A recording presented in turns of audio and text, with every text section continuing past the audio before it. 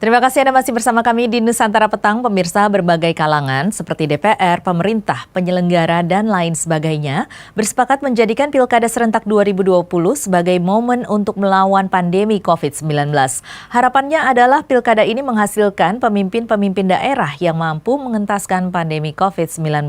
Apalagi banyak janji dari paslon saat kampanye adalah menangani permasalahan COVID-19 dan dampaknya. Lalu bisakah Pilkada ini menjadi momen melawan pandemi? Kita akan bahas di dalam Dialog Nusantara Petang berikut ini.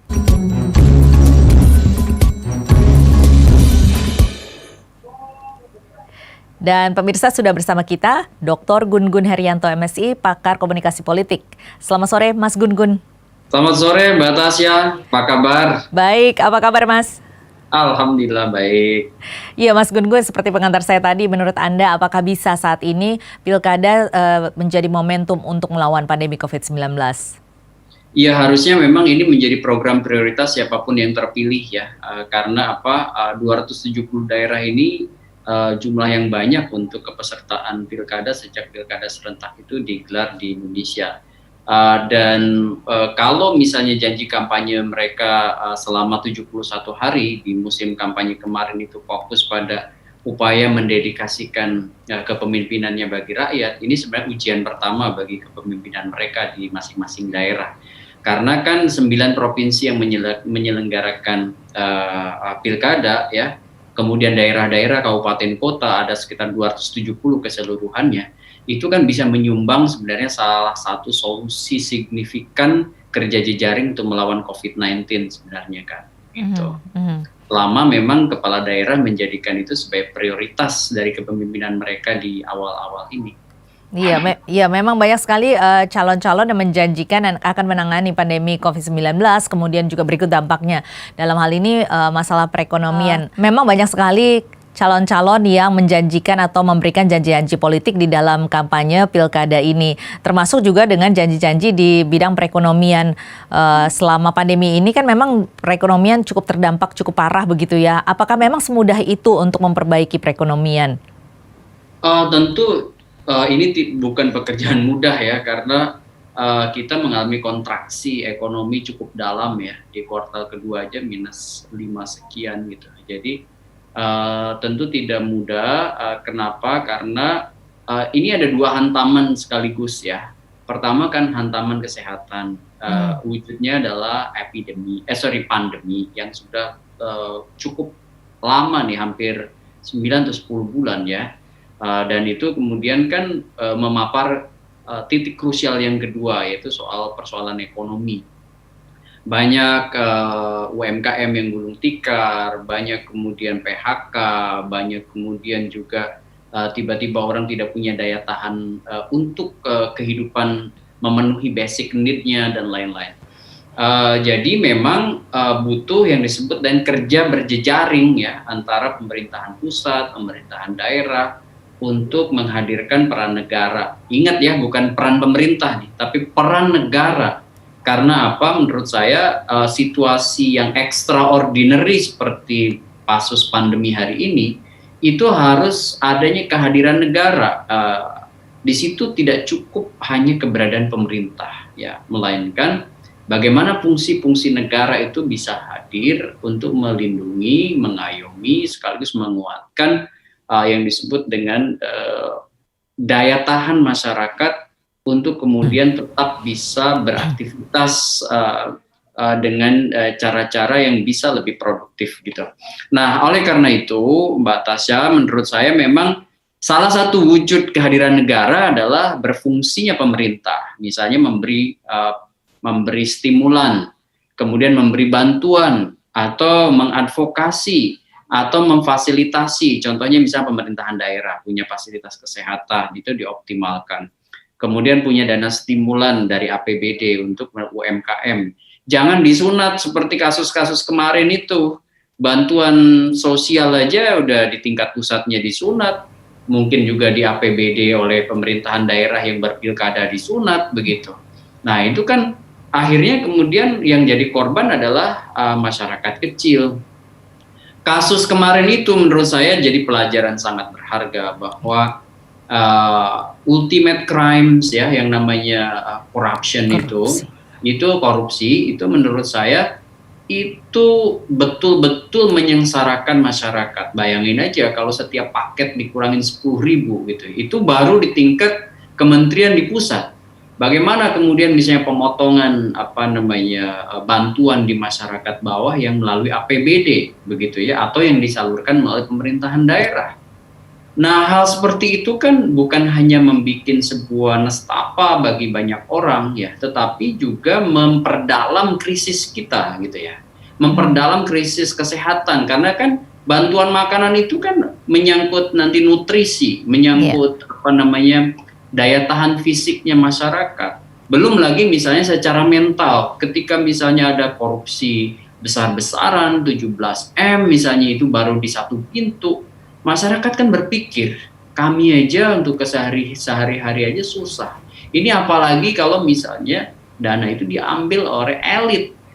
Nah, hal seperti itu bisa bikin sakit mental gitu ya. Masyarakat sakit mental itu contohnya kehilangan trust, kepercayaan kepada pemerintah. Itu dalam bahasa akademik namanya simbol pleonasm, kemubaziran simbol. Jadi simbol negara itu kan hadir dengan kewibawaan. Simbol pemerintah tuh hadir dengan otoritas yang dimilikinya untuk melayani. Tetapi ketika sekarang misalnya simbol pleonasm itu muncul, maka tidak ada lagi kepercayaan, sehingga simbol-simbol negara itu tidak punya arti. Tidak punya arti, tidak dihargai lagi. Dan bahkan misalnya pilkada itu ya sekedar saya dapat uang aja lah dari para kandidat, ya setelah itu ya biarin aja lah mereka mau ngapain. Nah, hal seperti itu menyebabkan terjadinya paradoks demokrasi. Bahasa akademiknya retrogresi politik atau penurunan kualitas demokrasi akibat misalnya pengelolaan yang buruk dari politik itu sendiri. Ini akibatnya apa ke depannya? Dampaknya ada dua hal yang mendasar ya. Pertama, akan ada namanya jebakan pita Mobius strips ya. Jebakan pita Mobius itu kita berjalan tetapi tidak jelas akhir dari perjalanannya apa, yang disebut non-orientable object. Jadi kita nyusuri jalan tapi nggak tahu ini negara ini mau dibawa kemana, atau pemerintahan daerah ini mau mencapai apa. Nah itu jebakan pita Mobius itu yang dimaksud ya. Ini filosofi dari Ferdinand August Mobius ya, seorang filosof dan matematikawan, bahwa kerap kali kita menyusuri sebuah jalan itu tidak jelas akhir perjalanan itu negara kesejahteraankah, pemerintahan daerah yang kemudian mencapai apa gitu. Ukuran-ukuran pencapaian sebuah pemerintahan daerah di suatu pemerintahan daerah yang sukses itu akhirnya KPI-nya nggak jelas gitu. Itu yang pertama, dampaknya. Kemudian yang kedua, itu tidak lahirnya yang disebut dengan transformative leader ya. Jadi kan gini, kepala daerah itu Mbak Tasya dipilih oleh warga itu supaya menjadi pemimpin yang bisa menggerakkan, ya kan? Nah, itu yang disebut dengan transformative leader.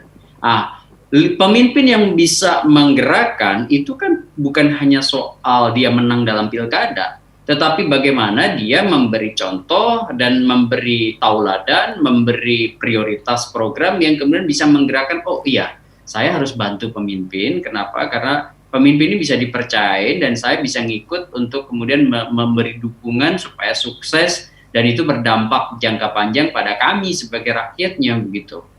Nah, proses kepemimpinan di daerah seperti itu yang inspiring gitu ya Mbak Tasya, itu menurut saya udah mulai kehilangan role model positif di daerah. Dulu saya masih ingat betul ketika misalnya seorang kepala daerah, sebut aja misalnya contoh sukses story waktu Pak Nurdin Abdullah di Bantaeng misalnya, atau awal periode Pak Azwar Anas misalnya di Banyuwangi begitu ya. Bagaimana kan ada upaya menggerakkan daerah itu menuju perbaikan-perbaikan gitu ya secara sistem, dan kemudian daerahnya meningkat dari daerah miskin menjadi daerah yang kemudian potensial investasi gitu. Nah, hal seperti itu kan menjadi sangat bagus ketika para pemimpin itu hadir membawa kebaikan untuk masyarakat banyak. Bahasa akademiknya itu bonum komunnya, itu bahasa Latinnya, kepentingan publiknya begitu. Iya, baik. Jadi di dalam pilkada kali ini memang berarti harapan terhadap lahirnya atau suatu pemimpin daerah yang bisa membawa transformasi daerah itu sendiri justru semakin tinggi ya, begitu ya, Mas Gun-Gun. Nanti kita akan bahas lebih lanjut lagi bagaimana kira-kira peran dari pemimpin daerah ini bisa mengubah keadaan atau menjadikan pilkada ini menjadi momentum untuk melawan pandemi. Tetapi usai jeda berikut ini, pemirsa tetaplah bersama kami. Dialog Nusantara Petang masih akan kembali sesaat lagi. Anda kembali di Dialog Nusantara Petang dan masih bersama Dr. Gun-Gun Haryanto, pengamat sosial politik dan pengamat komunikasi politik. Mas Gun-Gun, ini tadi Anda mengatakan ini akan mengakibatkan adanya sakit mental di masyarakat dengan adanya ketidakpercayaan terhadap pemerintah, terhadap negara juga, kemudian juga tidak adanya transformasi dari pemimpin-pemimpin, baik pemimpin daerah begitu ya, dan tentunya ini menjadikan momen pilkada ini masyarakat menjadi punya harapan yang tinggi terhadap para pemimpin daerahnya agar bisa mengubah daerahnya. Nah, ini para pemimpin daerah, calon-calon para pemimpin daerah ini tentunya jadi bisa memanfaatkan momen ini. Apakah menurut Anda mereka bisa memanfaatkan momen ini dengan mengeluarkan sekadar janji-janji politik kosong? Kalau kita berkaca dari banyak pilkada sebelumnya, itu memang ada namanya disparitas ya antara harapan yang muncul di masyarakat itu dengan realisasi janji mereka pada saat sudah berkuasa. Contoh misalnya dari sejak sejarah pilkada dimulai itu udah ratusan kepala daerah yang ditangkap KPK gitu ya, dan akhirnya kemudian masuk penjara. Ini menjadi sebuah pelajaran sangat berharga bahwa komponen kontestasi yang high cost gitu ya. Setiap pilkada itu kan entry ke gelanggang pertarungan ya, namanya cost of entry ya. Dalam pendekatan Gary W. Cox ya, opportunity structure itu kan salah satu variabel selain modal elektoral yang namanya elektabilitas, selain juga dukungan partai. Itu cost of entry ini kan dalam pilkada mahal, Mbak Tasya. Oleh karena itu biasanya si para kandidat itu terjebak pada dua skema. Satu skema politik ijon. Politik ijon itu tentu melibatkan pengusaha, ya, investor, dan biasanya punya kepentingan dengan misalnya proyek di masa mendatang, izin usaha, izin pertambangan, atau izin bumi bangunan gitu ya. Itu semua berhimpitan dengan kepentingan ekonomi dari kelompok di luar kandidat. Nah, itu biasanya biayain kandidat. Kan pasti ada balas budinya tuh ya.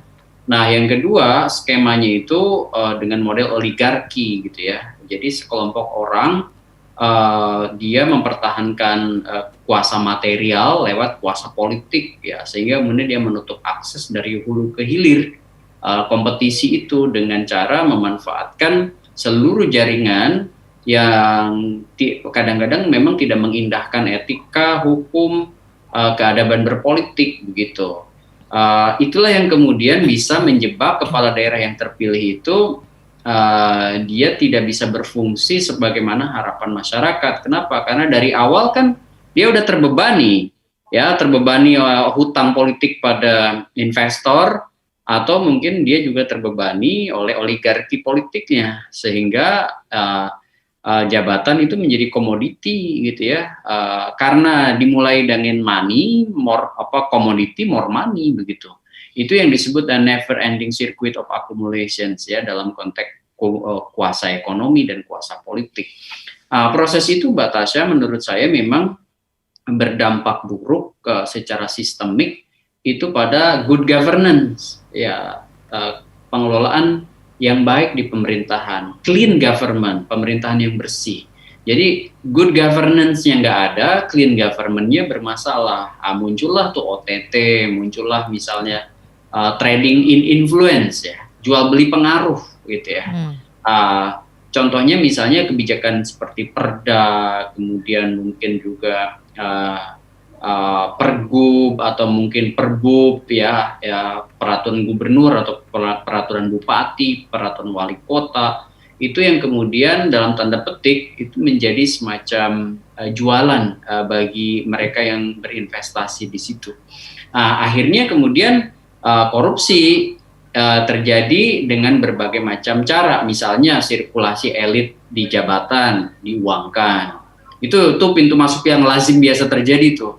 Kemudian yang kedua, mengobrol izin-izin yang ditandatangani oleh bupati, wali kota atau gubernur ya untuk pengusaha ya. Kemudian yang ketiga biasanya mengutip atau gratifikasi gitu ya dari setiap proyek yang dimiliki oleh pemerintahan daerah. Nah, itu model-model seperti itu kemudian jadi lazim tuh, bukan dianggap lagi sebagai korupsi tapi sebagai cara yang biasa ditempuh, dan itu kemudian mendapatkan semacam aspek legitimasi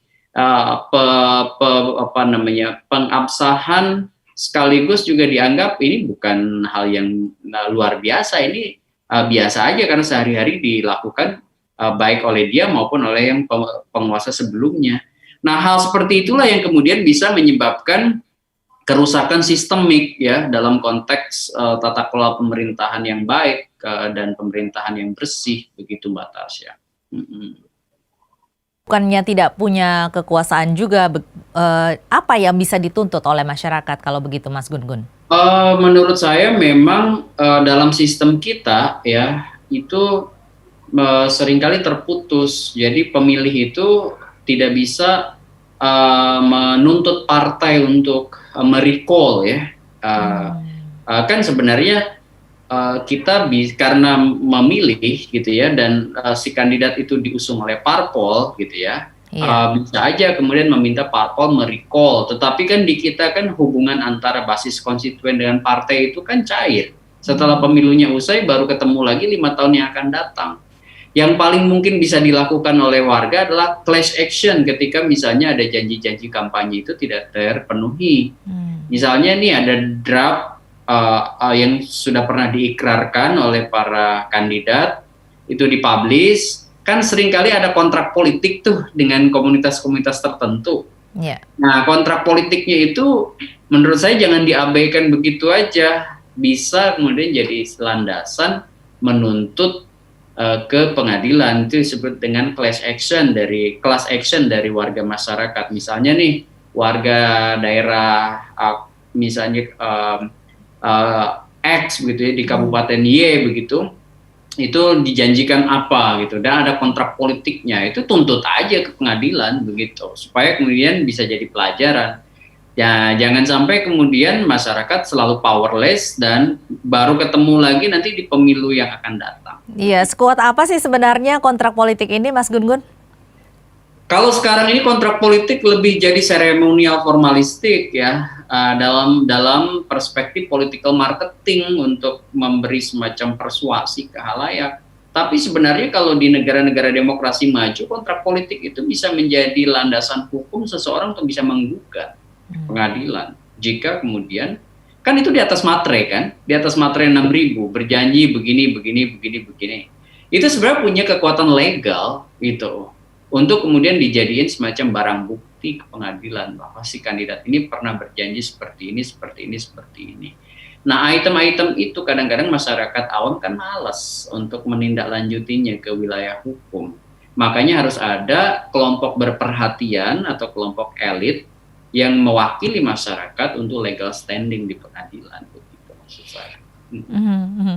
Iya, Mas Gun-Gun, ini agak berbelok sedikit ini mengenai landasan hukum. Saya jadi teringat bahwa di momen pandemi ini memang akhirnya kampanye yang dilakukan oleh pasangan calon ini jadi lebih banyak mungkin menggunakan sosial media, sementara di Indonesia saat ini landasan hukumnya untuk berkampanye di sosial media ini masih belum cukup baik begitu ya. Nah, apa komentar Anda?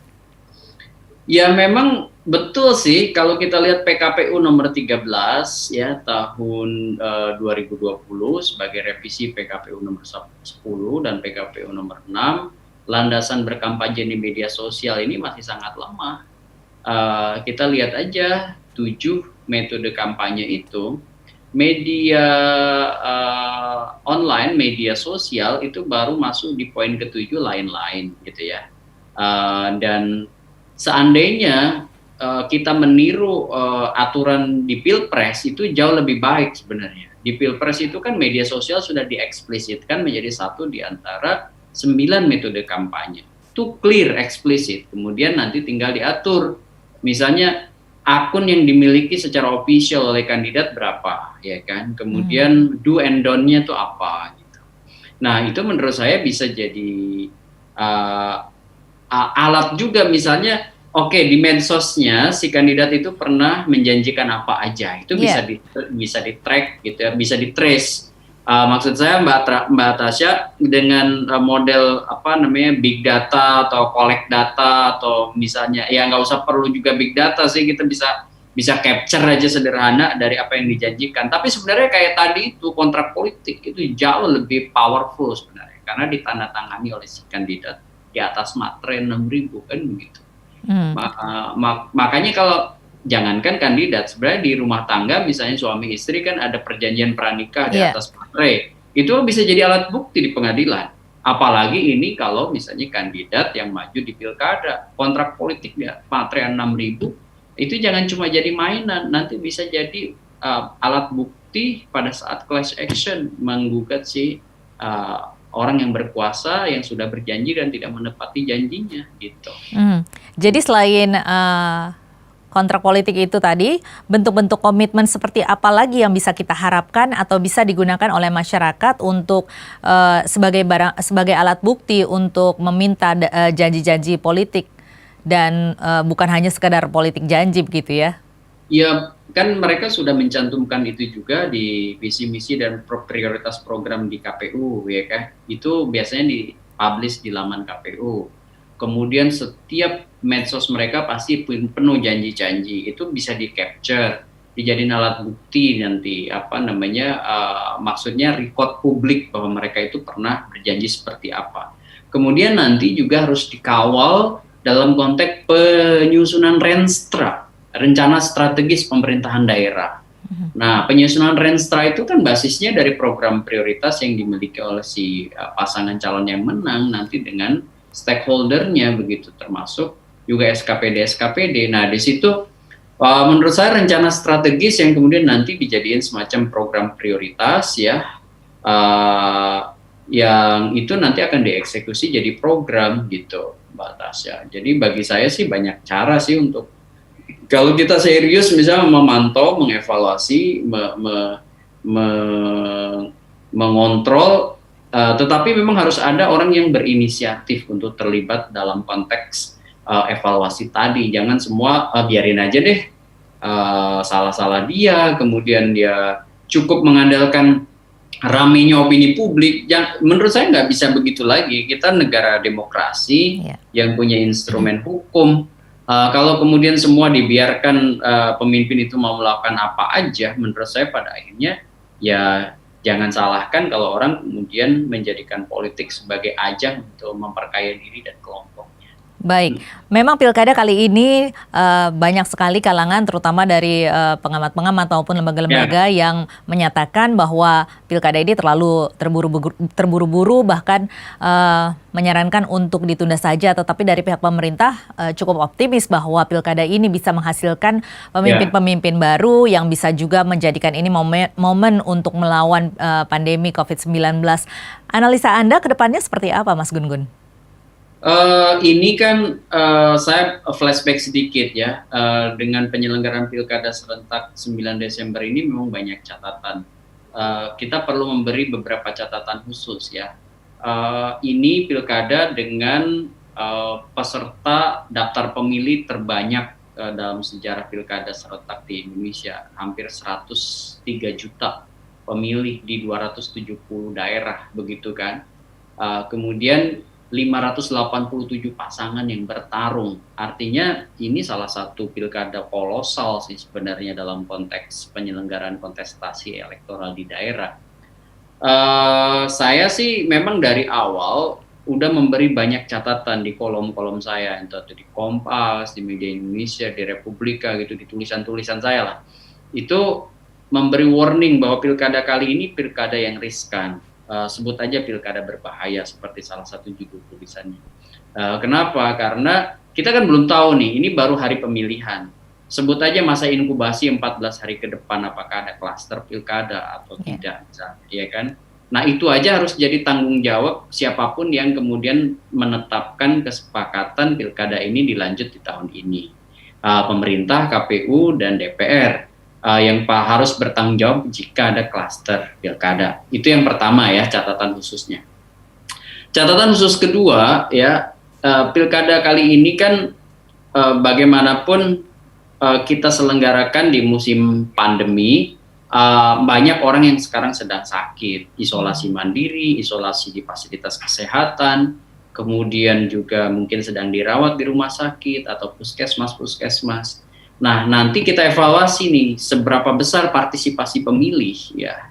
Dan apakah kemudian orang tidak berpartisipasi karena juga kurangnya misalnya treatment difasilitasinya hak mereka karena dalam keadaan misalnya sakit gitu ya. Mbak Tasya, kita tahu bahwa dengan 103 juta pemilih itu kita lihat target KPU itu kan 77,5%. Oke. Nah, kalau saya lihat data terakhir kayak misalnya pilkada Medan, partisipasinya hanya 45%-an, ya kan? Kemudian pilkada Tangsel kurang lebih 58%, tidak banyak bergeser dari angka 57% di 2015 gitu. Belum lagi misalnya pilkada mana lagi? Itu saya lihat angka partisipasinya rendah gitu, ya. Sementara apakah target 77,5% itu terpenuhi atau tidak? Ini juga bisa jadi bahan evaluasi. Terus kenapa kemudian misalnya tidak tercapai targetnya? Kalau misalnya ternyata itu karena ada kendala-kendala yang sifatnya bisa masuk akal dan bisa diterima argumennya, menurut saya KPU harus menjelaskan secara lebih rinci kenapa misalnya tidak tercapai. Jika tercapai, catatannya ada nggak misalnya dampak kesehatan dari proses penyelenggaraan pilkada ini? Gitu maksud saya. Itu catatan kedua. Nah, catatan ketiga ini menyangkut kualitas beragam pelanggaran yang terjadi.